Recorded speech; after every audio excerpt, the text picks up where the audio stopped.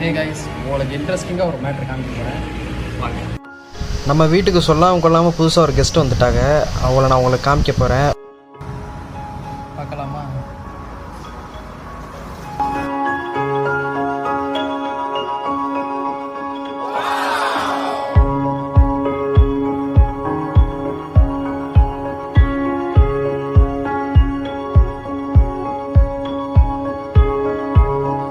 இந்த பேர்டோட name rhinoceros hornbill.